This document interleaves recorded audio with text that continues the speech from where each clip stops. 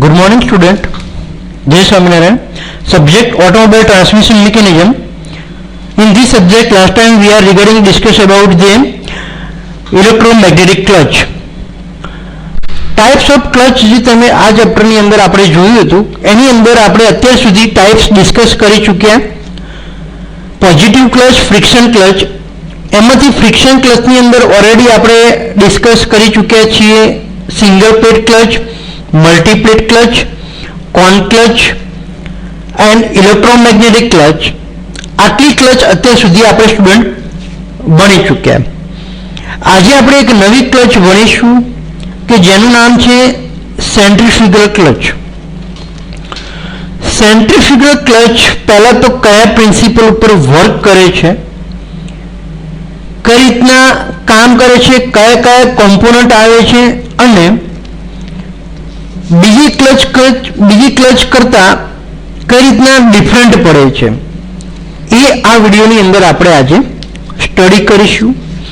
First ઓફલી start કરીએ આપણે તો કે this type of clutches operate the automatically depending on the engine speed or elements. That means કે આ ક્લચ સૌથી પહેલા તો તમે સમજ્યા હશો આની પરથી કે આ ક્લચ કેવા વ્હીકલમાં વપરાય તો કે જ્યાં ઓટોમેટિક ટ્રાન્સમિશન સિસ્ટમ હોય, that means કે ઓટોમેટિક ગિયર બોક્સ હોય એવા વ્હીકલની અંદર આ સેન્ટ્રીફ્યુગલ ક્લચનો ઉપયોગ થાય છે. The use of clutch pedal, pressure spring and also clutch making the operation very simple of make use of centrifugal force to apply the force on the floating plate as well as on the pressure plate for keeping the clutch is engaged position. Student તમે આગળની ક્લચમાં તમે ભણી ચૂક્યા અત્યાર સુધી કે clutch engage પોઝિશનની અંદર અથવા તો ડિસએંગેજ કરવી હોય તો એના માટે એક ક્લચ પેડલ અથવા તો ક્લચ એક્ચ્યુએટિંગ મિકેનિઝમ આવતી હતી. જ્યારે આની અંદર કોઈ ક્લચ પેડલ નથી આવતું કે કોઈ પ્રેશર સ્પ્રિંગ નથી હોતી કે પછી કોઈ પણ ટાઈપનું કોઈ સિમ્પલ મિકેનિઝમ અહીંયા ઓપરેટ કરવા માટે ક્લચને ઓપરેટ કરવા માટે વપરાતું નથી. બટ એની જગ્યાએ અહીંયા શું યુઝ થાય છે તો કે simple make of use of centrifugal force. Centrifugal ફોર્સનો ઉપયોગ કરીને આપણે સિમ્પલી આને એંગેજ પોઝિશન અથવા તો ડિસએંગેજ પોઝિશનમાં લાવી શકીએ છીએ. નેક્સ્ટ આપણે જોઈએ in this type transmission of the power is controlled by the operation of the accelerator. આની અંદર જે ટ્રાન્સમિશનનો પાવર અને ટોર્ક ટ્રાન્સફર થવાનો જે છે તેનું કંટ્રોલ થાય છે એક્સિલેટર દ્વારા. એટલે કે જેટલી સ્પીડ તમે વધઘટ થશે તે પ્રમાણે તમારી ક્લચ એંગેજ અને ડિસએંગેજ પોઝિશનમાં ઓપરેટ થશે. It make the driving operation very easy and convenient. તેથી તેનું જે ડ્રાઇવિંગ ઓપરેશન હોય છે ડ્રાઈવરને શું હોય છે નોર્મલ ક્લચની અંદર તમારે ક્લચ પેડલ દબાવો, પછી ગિયર લીવર વડે ગિયર ચેન્જ કરો, પછી જ્યારે ગિયર બદલાઈ જાય ત્યારે ફરીથી પાછું ક્લચ પેડલ છોડી દો, ક્લચ રિલીઝ કરો ત્યારે તમારું ટ્રાન્સમિશન સિસ્ટમમાંથી ગિયર ચેન્જીસની સ્પીડ વધઘટ થશે. આવી બધી પ્રોસિજર બીજી બધી ક્લચમાં હોય છે. જ્યારે આ ક્લચની અંદર એવી બધી પ્રોસિજર હોતી નથી. ડાયરેક્ટલી જેટલું તમે સપોઝ કે આઈડિયલની સ્પીડ ઉપર તમે વ્હીકલ સ્ટાર્ટ કર્યું ત્યારે આઈડિયલની સ્પીડ કેટલી હોય તો કે 10-20 ઉપર જ્યારે તમારી વ્હીકલ રન થતી હોય પછી તમારી સ્પીડ વધી જોઈએ છે તો આપણે શું કરીએ જનરલી વ્હીકલની અંદર કે ક્લચ ઓપરેટ કરીએ, ગિયર પહેલા ગિયરમાંથી બીજો ગિયર પાડીએ, બીજામાંથી ત્રીજો પાડીએ તો તમારી સ્પીડ વધઘટ થાય. ક્લિયર? આપણે અત્યાર સુધી આગળ આ વસ્તુ આપણે ભણી ચૂક્યા, આ પ્રોસેસ આપણે સ્ટડી કરી. બટ અહીંયા આપણે કંઈક ડિફરન્ટ સ્ટડી કરવાનું છે. એ છે કે તમારું વ્હીકલ સમજી લો કે 10ની સ્પીડ ઉપર છે. હવે તમારે વ્હીકલને 10ની સ્પીડ ઉપરથી 20-30ની સ્પીડ ઉપર તમારે મૂવ કરવું છે, તમારે સ્પીડ મેન્ટેન કરવી છે. ધેટ્સ મીન્સ કે તમારે ગિયર ચેન્જ કરવો પડશે. તો અહીંયા ગિયર ચેન્જ કરવા માટે કોઈ ગિયર લીવર આપ્યું હશે નહીં. એની જગ્યાએ તમે ઓટોમેટિક ટ્રાન્સમિશન સિસ્ટમમાં તમે જોયું હશે તો 3 સ્વિચ આપવામાં આવે છે, ફોરવર્ડ, ન્યુટ્રલ અને રિવર્સ. બરાબર? આ 3 સ્વિચ ઉપર તમારે સ્વિચ દબાવવાની. ફોરવર્ડ સ્વિચ ઉપર તમે દબાવશો, પુશ કરશો ત્યારે અથવા તો જો ગિયર લીવર આપી હશે તો તેમાં 3 પોઝિશન થશે. ગિયર લીવર તમારે ફોરવર્ડ થશે, ન્યુટન થશે અને રિવર્સ થશે.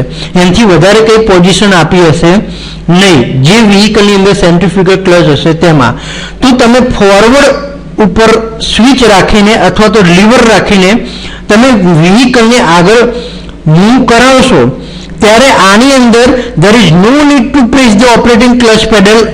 આની અંદર કોઈ ક્લચ પેડલ ઓપરેટ કરવાની જરૂર રહેશે નહીં. ઓટોમેટિકલી તમારે સેન્ટ્રીફ્યુગલ ફોર્સ ક્રિએટ થયો હશે, એક્સિલેટર વધારે આપશો એટલે એના લીધે તમારે સેન્ટ્રીફ્યુગલ ફોર્સના લીધે તમારી ક્લચ એંગેજ અને ડિસએંગેજ પોઝિશનમાં વર્ક કરતી રહેશે. Clear? Due to this force, the pressure plate is pressed on the flywheel, providing the transmission through the friction lining and thereby resulting in the engage of the clutch. જ્યારે પણ આ force friction force create થાય છે ત્યારે pressure plate ઉપર pressure આવે છે અને ફ્લાયવ્હીલ સાથે તમારી પ્રેશર પ્લેટ એંગેજ થશે અને ફ્રિક્શન લાઇનિંગ થશે. તેથી તેનું તમારે રિઝલ્ટ મળશે કે એંગેજ તમારી ક્લચ થશે. જ્યારે પણ the stop of the provide above the weight limit the amount of centrifugal force, તમે સેન્ટ્રીફ્યુગલ ફોર્સ ઉપરથી તમારી વેટ લિમિટ હટાવી લેશો એટલે કે દૂર કરશો, રિમૂવ કરશો ફોર્સ. કયો ફોર્સ? તો કે સેન્ટ્રીફ્યુગલ ફોર્સ તમે જેટલું રિમૂવ કરશો તેનાથી શું થશે? તો centrifugal force of the speed is increased over the limit of the pressure plate on plate will be constant. જેટલું તમારે કોન્સ્ટન્ટ સ્પીડ ઉપર રહેશે તેટલું પ્લેટ તમારે એંગેજ હશે. જ્યારે બી તમે ડિસએંગેજ કરી દેશો ફોર્સને અથવા તો રિમૂવ કરી દેશો ફોર્સ ત્યારે તમારે ડિસએંગેજ થઈ જશે. તો આ એક ડાયાગ્રામ તમને અહીંયા તમે જોઈ શકો છો સેન્ટ્રીફ્યુગલ ક્લચનો છે. તમારે એક્ઝામની અંદર જ્યારે આ ક્લચ પૂછાય સ્ટુડન્ટ ત્યારે તમારે આવી એક 2D ડાયાગ્રામ તમે આવી રીતના ડ્રો કરી શકો છો.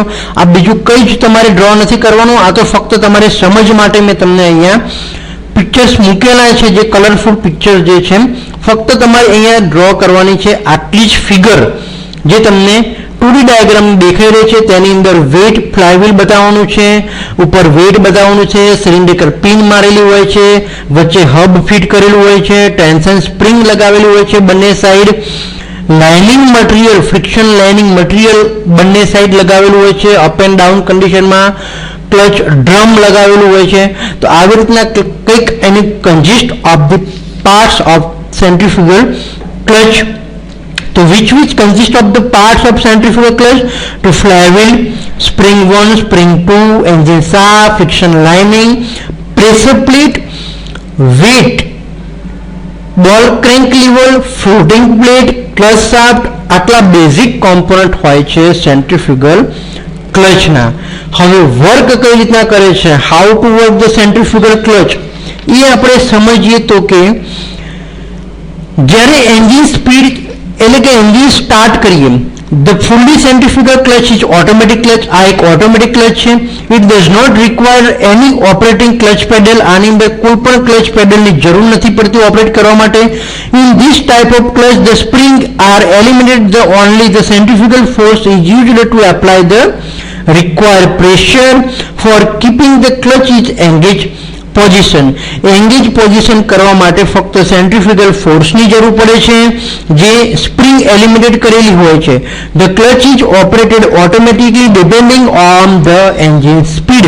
એન્જિન સ્પીડ ઉપર આ ક્લચ ઓપરેટ થતી હોય છે. The fully centrifugal clutch is provided with the centrifugal weight. તમે સેન્ટ્રીફ્યુગલ વેટ તમે અહીંયા જોઈ શકો છો તે અહીંયા પ્રોવાઈડ કરેલા હોય છે. આ જે યલો કલરના દેખાય છે તે તમારા વેટ છે, બોલ છે. ક્લિયર? તમે અહીંયા પણ જોઈ શકો છો આ 1, 2 અને 3 વેટ લગાવેલા છે. In this case the compression spring are not used to produce the force on pressure plate. આની અંદર કોઈ compression spring નથી આપેલી હોય છે. આ એક જ સ્પ્રિંગ તમે જોઈ શકો છો ગોળ રાઉન્ડની અંદર તે લગાવેલું હોય છે. The force is transmitted to the pressure plate by means of spring. આ સ્પ્રિંગ દ્વારા જ તમારો ફોર્સ જે હોય છે તે ટ્રાન્સફર થતો હોય છે. તમારું વેટ તમે સમજો, આ એક સેન્ટ્રીફ્યુગલ ફોર્સ એટલે કે તમારું એક સિમ્પલ એક્ઝામ્પલ એક આપી દઉં. તમે જ્યારે જાન્યુઆરી મહિનામાં 14 જાન્યુઆરી એટલે કે ઉત્તરાયણ જેવા આપણે કહીએ છીએ, ઉત્તરાયણ ફેસ્ટિવલ હોય છે, એની અંદર જ્યારે આપણે નાના હતા ત્યારે સ્ટુડન્ટ તમે જોશો લંગરિયું બનાવતા હતા, એવું કોઈ ગુજરાતીમાં આપણે કહીએ છીએ. એક દોરી સાથે એક પથ્થર બાંધેલો હોય છે. ક્લિયર? હવે એ પથ્થર બાંધેલી દોરી તમે એક હાથમાં રાખીને તમે એક જ હાથે એને ગોળ ગોળ ફેરવો. તમે લંગરિયાને તમે ગોળ ગોળ ફેરવો છો. શું થતું હતું ત્યારે સ્ટુડન્ટ કે જેટલું તમે વધુ સ્પીડમાં ફેરવશો લંગરિયાને, જેટલું વધુ સ્પીડમાં તે દોરી ફેરવશો પથ્થર બાંધેલી, એટલી સ્પીડે તમારે અથવા તો એટલું ડિસ્ટન્સ એનું વધશે. તે પથ્થર તમારાથી દૂર જતો હતો. પણ જેટલું તમે એની સ્પીડ બંધ કરી દો, ફેરવવાનું બંધ કરી દો લંગરિયાને, તો શું થશે? તેટલો પથ્થર તમારી નજીક ધીમે ધીમે આવતો જશે. બસ સેમ એ જ એક્ઝામ્પલ, એ જ પ્રિન્સિપલ ઉપર તમારો આ સેન્ટ્રીફ્યુગલ ક્લચ વર્ક કરે છે. જ્યારે તમે દોરીને ફેરવતા હતા સ્ટુડન્ટ, એટલે કે પથ્થર તમારો દૂર જતો હતો, તેનું રીઝન હતું સેન્ટ્રીફ્યુગલ ફોર્સ. એ સેન્ટ્રીફ્યુગલ ફોર્સના કારણે તમારો પથ્થર તમારાથી દૂર જતો હતો.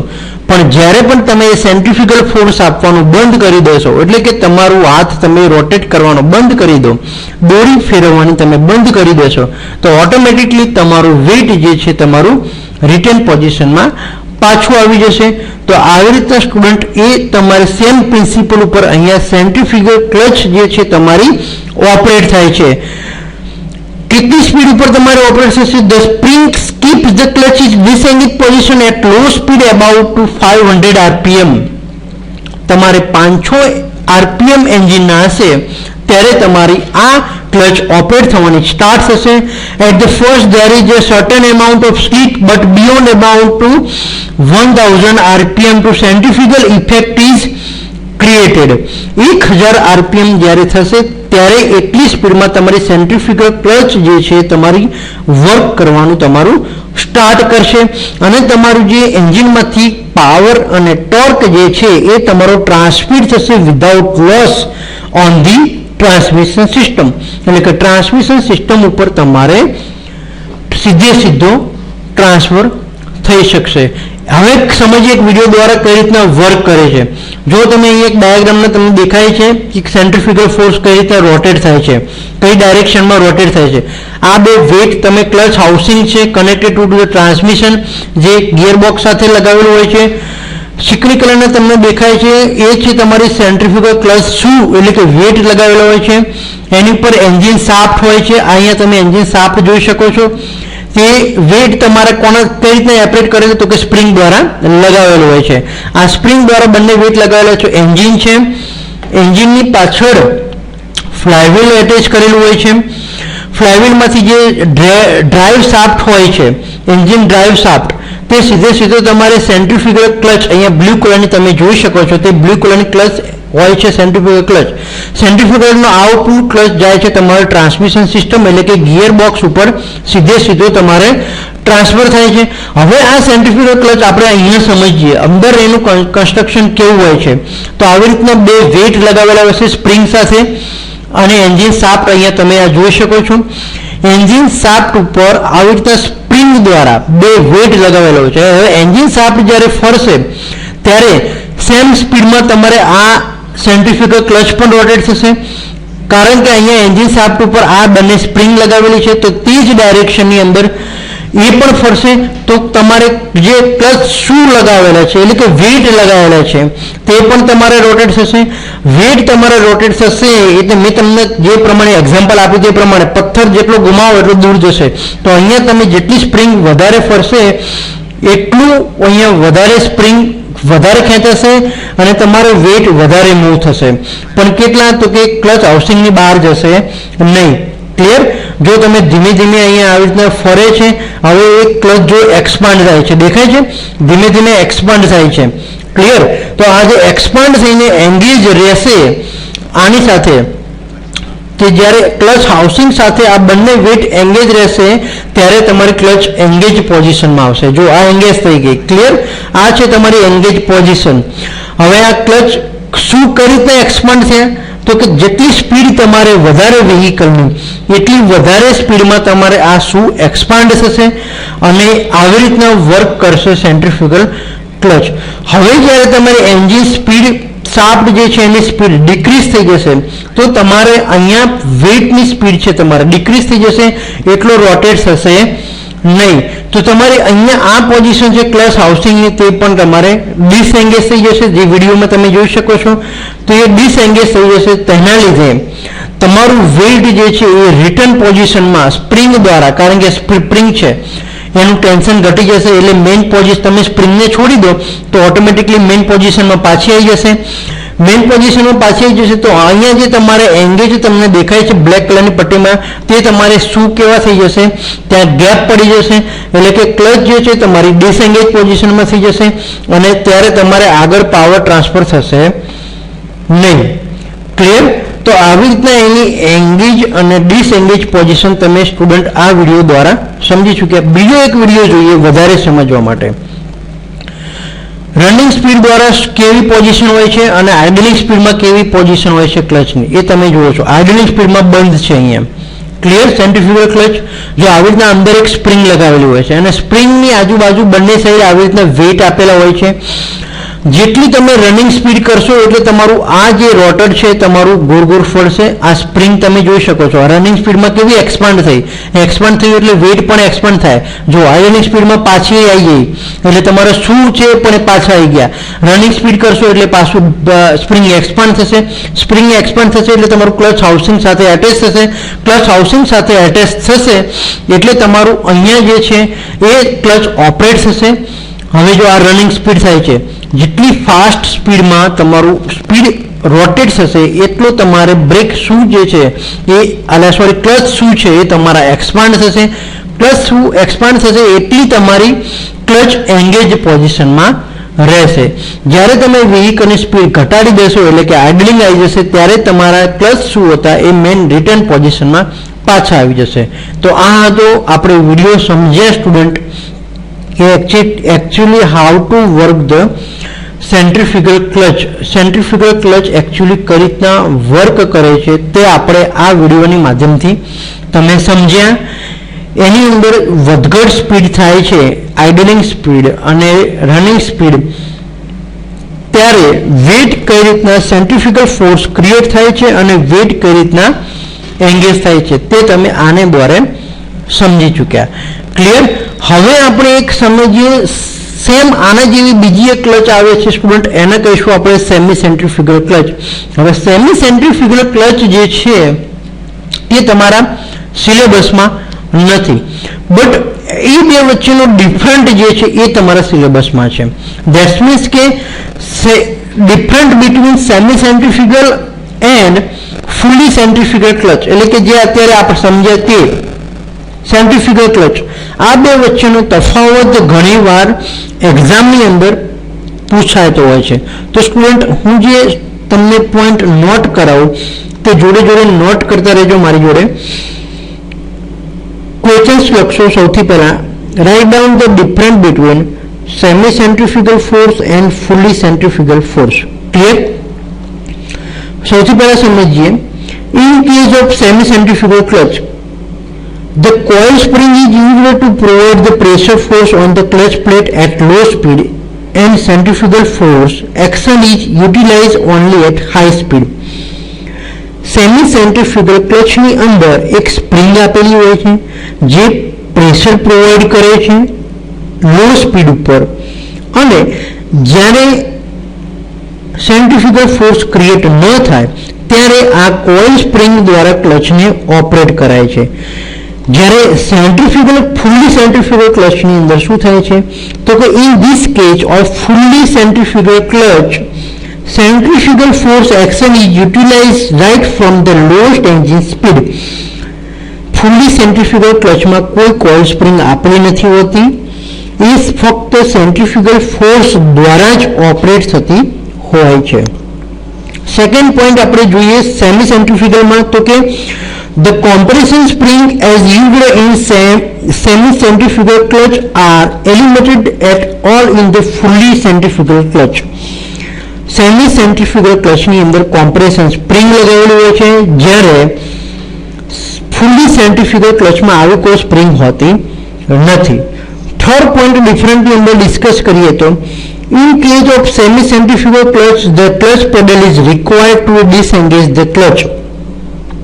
સેમી સેન્ટ્રીફ્યુગલ ક્લચની અંદર જો સેન્ટ્રીફ્યુગલ ફોર્સ સિસ્ટમ બગડી જાય તો તેની અંદર ક્લચ પેડલ પણ આપેલું હોય છે અથવા તો ક્લચ પેડલની એની અંદર જરૂર પડતી હોય છે ક્લચને ડિસએંગેજ કરવા માટે. But while it does not require in fully centrifugal clutch since at fully automatic clutch, fully centrifugal ક્લચની અંદર આવા કોઈ ક્લચ પેડલની જરૂર પડતી નથી કારણ કે તે ફૂલી સેન્ટ્રીફ્યુગલ ફોર્સ દ્વારા જ ઓપરેટ થાય છે. તો આ ત્રણ ખાસ પોઈન્ટ છે different between semi centrifugal clutch અને ફૂલી સેમી સેન્ટ્રીફ્યુગલ ક્લચ. તો આજે સ્ટુડન્ટ આપણે સ્ટડી કર્યા આ વિડીયોની અંદર એક સૌથી પહેલા સમજ્યા basic line diagram of centrifugal clutch and working of centrifugal clutch. ત્યારબાદ આપણે જોયું what is the difference between semi centrifugal clutch and ફૂલી સેન્ટ્રીફ્યુગલ ક્લચ. તો આ બે ક્વેશ્ચન્સ આપણે આ વિડીયોની અંદર સ્ટુડન્ટ આજે આપણે ડિસ્કસ કરી. ઓકે, તો અહીંયા આપણે તમારા ટાઈપ્સ ઓફ જે ક્લચ હતા તે બધી જ ક્લચ અહીંયા તમારી પૂરી થાય છે. નેક્સ્ટ હવે વિડીયોની અંદર જોઈશું આપણે કે ક્લચની એક્ચ્યુએટિંગ મિકેનિઝમ, ક્લચ પેડલ મિકેનિઝમ હોય છે તે કઈ રીતના કામ કરે છે, તેનું કન્સ્ટ્રક્શન કઈ રીતના હોય છે તે આપણે નેક્સ્ટ વિડીયોની અંદર જોઈશું. Thank you.